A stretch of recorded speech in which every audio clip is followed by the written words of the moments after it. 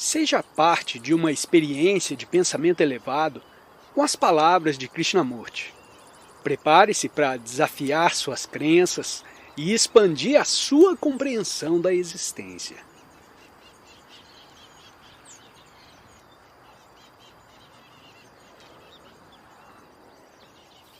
Em cada domingo tenho tentado examinar um assunto diferente e considerar o problema da existência de um ponto de vista diverso.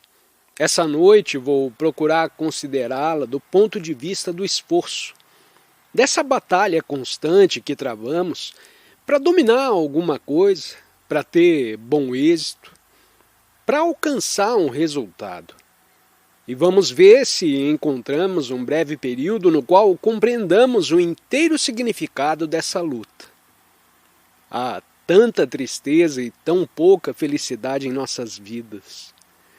Quando encontramos a felicidade, terminam os nossos problemas relacionados com o poder, a posição, a consecução de objetivos. Quando há felicidade, cessa a luta por vir a ser e desfazem-se as divisões entre os homens. Já muitas vezes temos notado que naqueles raros momentos em que somos perfeitamente felizes, tranquilos, todos os conflitos deixam de existir. Assim a felicidade só vem quando opera a inteligência na sua forma mais elevada. E inteligência significa compreensão do sofrimento. Conhecemos a tristeza. Está sempre ao nosso lado. É a nossa companheira constante. Parece não ter fim. O sofrimento sob diferentes formas, em níveis diferentes, físicos e psicológicos. Conhecemos certos remédios para debelar a dor física, mas psicologicamente isso é muito mais difícil. O problema psicológico é muito mais complexo. Exige maior atenção e estudo, penetração mais profunda e uma experiência mais ampla.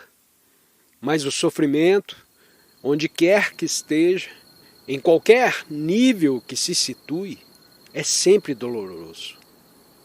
O problema, portanto, é esse. Podemos extinguir a tristeza, o sofrimento, pelo esforço, por um processo de pensamento? Compreenda que não estou me referindo por ora ao sofrimento fisiológico, à enfermidade dolorosa, mas sim ao sofrimento psicológico. Esse sofrimento é extinguível pelo esforço? Por meio disso a que chamamos o processo do pensamento. A dor física pode ser vencida pelo esforço, pelo investigar das causas da doença. E podem o sofrimento, a dor, a ansiedade, a frustração, os inúmeros males psicológicos ser vencidos pelo esforço, pelo pensamento? É um problema muito vasto para ser resolvido em tão pouco tempo. Todavia, se seguir atentamente, penso que é possível compreender o seu significado. E talvez, compreendendo diretamente, fique apto para resolvê-lo. Ou, melhor dito, talvez tenha um vislumbre daquela felicidade que destrói a dor, que põe termo à nossa ardente solidão e ao nosso penar. E o que é, pois, o sofrimento? Não é o desejo de vir a ser, com todas as suas frustrações? O sofrimento não é resultado do nosso desejo de ser diferentes do que somos. As ações baseadas nesse desejo não conduzem à desintegração, ao conflito, à interminável onda de confusão. Assim, a tristeza, o sofrimento, é o desejo de vir a ser, o desejo de ser positivo ou negativamente. Acho que, fundamentalmente, todos podemos ficar de acordo a esse respeito. O sofrimento se manifesta quando há o desejo de vir a ser. Nesse vir a ser, gera-se a ação, seja social, seja individual. E essa ação se expande sem cessar para a desintegração, a futilidade, a frustração, como vemos acontecer ao redor de nós.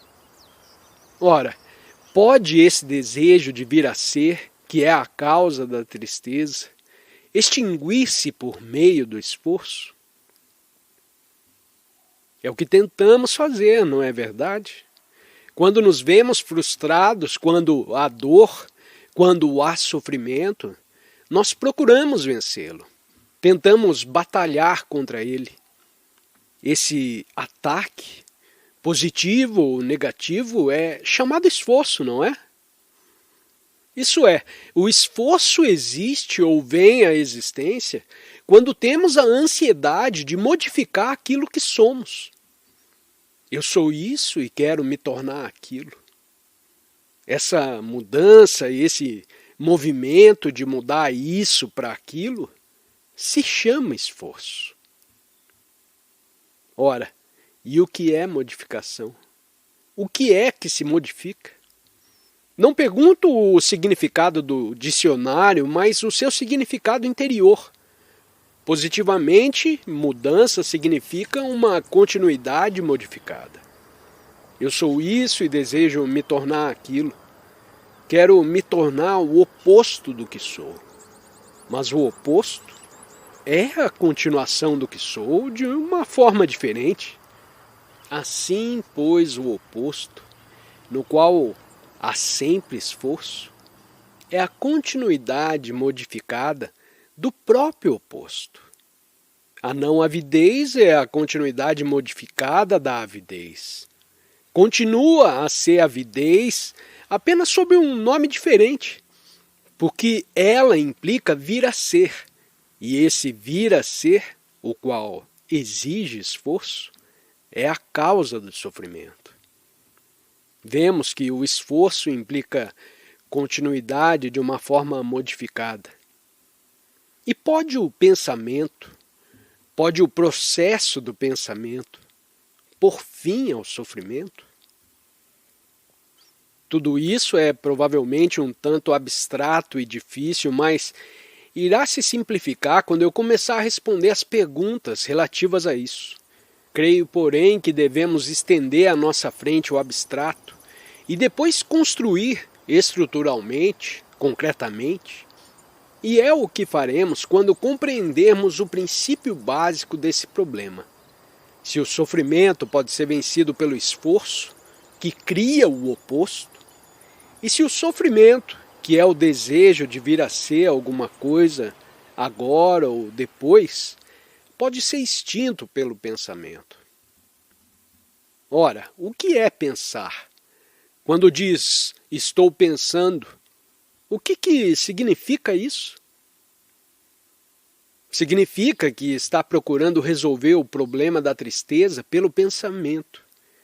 Mas pode o pensamento pôr fim à dor, à ansiedade psicológica, ao temor? O que é então pensar? Sem dúvida, pensar é reação da memória. Se não tivesse memória, não seria capaz de pensar. A memória é o resíduo da experiência não de todo compreendida. Quando compreende uma coisa completamente, cabalmente, essa não deixa vestígio algum. Só a experiência que não foi digerida, completada, deixa um vestígio a que chamamos memória. Assim, o pensar é reação da memória. E quando tentamos resolver o problema do sofrimento por meio do pensamento, sendo o pensamento reação da memória, não há por certo solução alguma, pois a memória é a continuidade do esforço. Não estou propondo aqui um enigma habilmente elaborado, mas se pensar bem, verá que há 3 coisas implicadas no seu processo de eliminação da dor. o esforço, o pensamento e a memória. Não decore o que acabo de dizer. Observe em sua vida diária e verá. Não necessita de ler livros filosóficos, mas de observar você mesmo, na ansiedade, na dor, e verá essas três coisas em funcionamento.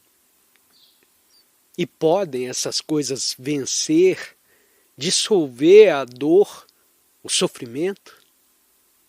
Não podem, evidentemente, porque o processo do pensamento é puro resultado de compreensão incompleta, e toda modificação é mera continuidade modificada que cria o oposto.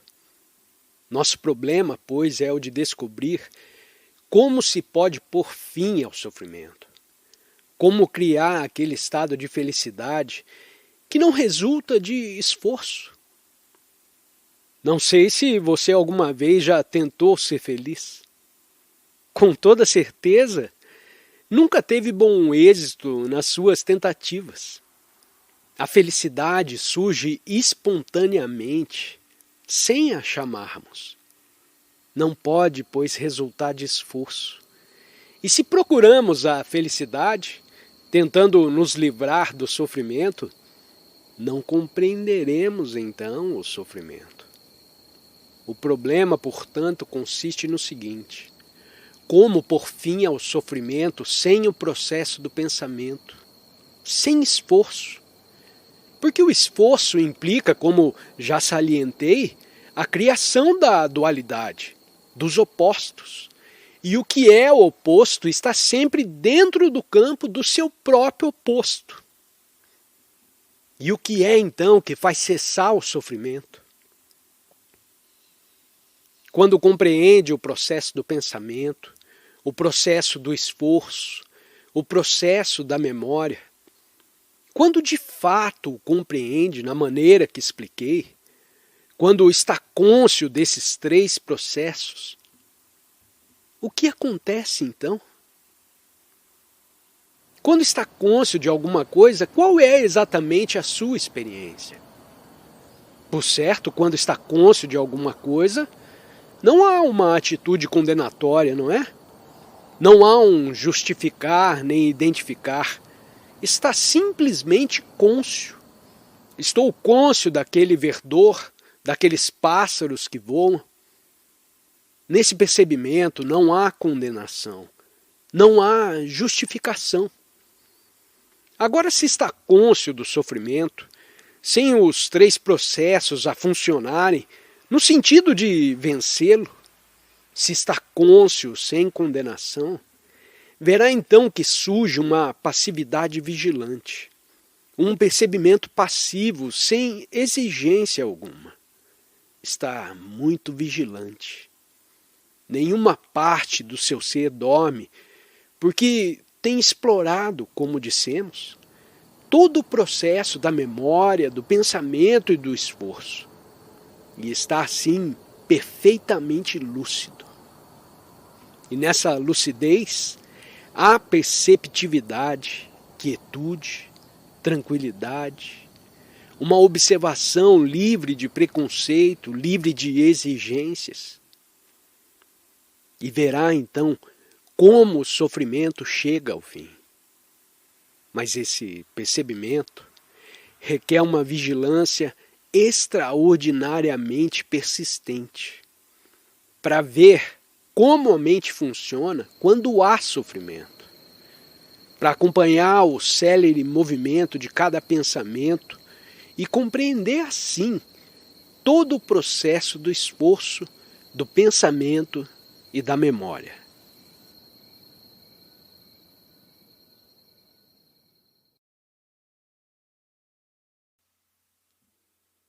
Agradecemos por sua presença nessa exploração da sabedoria com Krishnamurti. Se você está ansioso por mais descobertas, confira os vídeos que estão sendo sugeridos na sua tela. Desafie a sua mente a absorver mais conhecimento. Compartilhe as suas percepções nos comentários e, claro, inscreva-se para continuar essa jornada conosco.